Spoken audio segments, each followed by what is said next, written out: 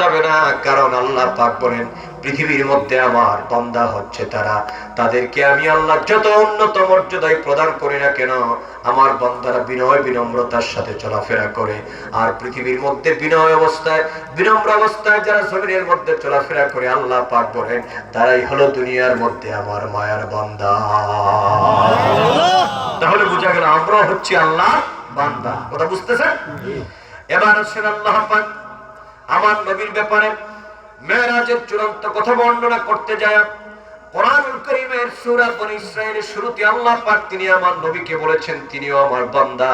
যেমন আল্লাহ পাক তিনি বর্ণনা করেন, বান্দা শুনে রাখো, সুবহানাল্লাযী আসরা বিআবদিহি লাইলাম মিনাল মাসজিদিল হারাম ইলাল মাসজিদিল আকসা। মহাপবিত্র মশে আল্লাহ পাক যিনি তার আপন বান্দাকে বিআবদিহি তিনি তার আপন বান্দাকে রাতের কিয়দাংশে তিনি ইসরা করিয়েছেন মসজিদে হারাম থেকে মসজিদে আকসা। এখানের মধ্যে আমার নবীকে বলা হয়েছে আমার নবী হচ্ছে আল্লাহ পাকের বান্দা। এবার আসেন খুব ইম্পর্টেন্ট কথা, বিরুদ্ধবাদীরা কয় কোরআনের এত সবাই আর দ্বারা আমরাও বান্দা নবীও বান্দা।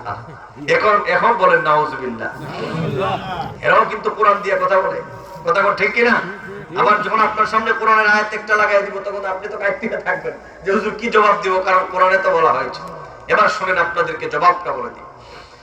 নবীও বান্দা আমিও বান্দা, দুই বান্দা যদি কেউ সমান বলে তাহলে সেই ঈমান হারা গুমরাহ হয়ে যাবে।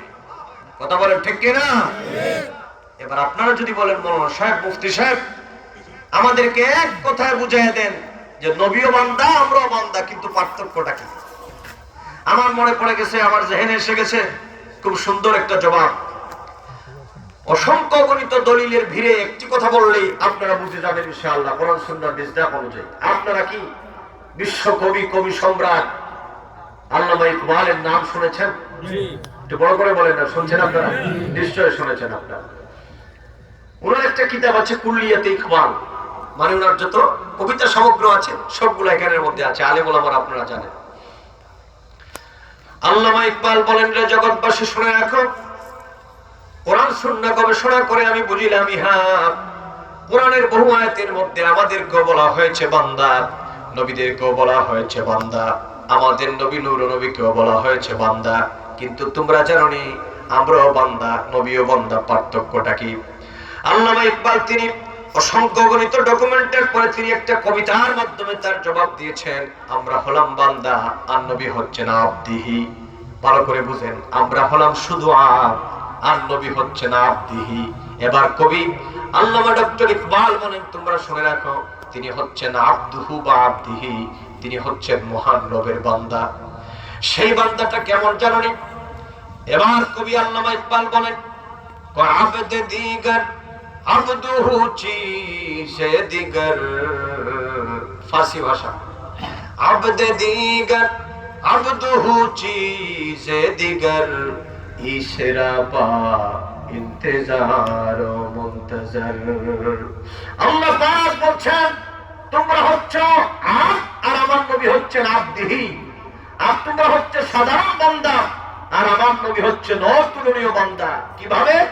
আমরা ইবাদত বন্দেগীর মাধ্যমে আল্লাহকে চাই, আল্লাহর রহমত চাই, আল্লাহর দিদারের অপেক্ষায় থাকি। আর নবী হচ্ছেন এমন বান্দা যার দিদারের জন্য আমার আল্লাহ ইন্তজার করে। আল্লাহু আকবার বলেন, বলেন ইয়া রাসূলুল্লাহ। আমরা সমস্ত ইবাদত করে আল্লাহকে চাই আর আমার আল্লাহ স্বয়ং নবীর দিদার চায়। আর বল্টু মিয়া কয় হে আর নবী বলে সমান। নাউজুবিল্লাহ বলেন না, নাউজুবিল্লাহ। এই সমস্ত কথা যারা বলবে ওরা ঈমানদার না বেঈমান?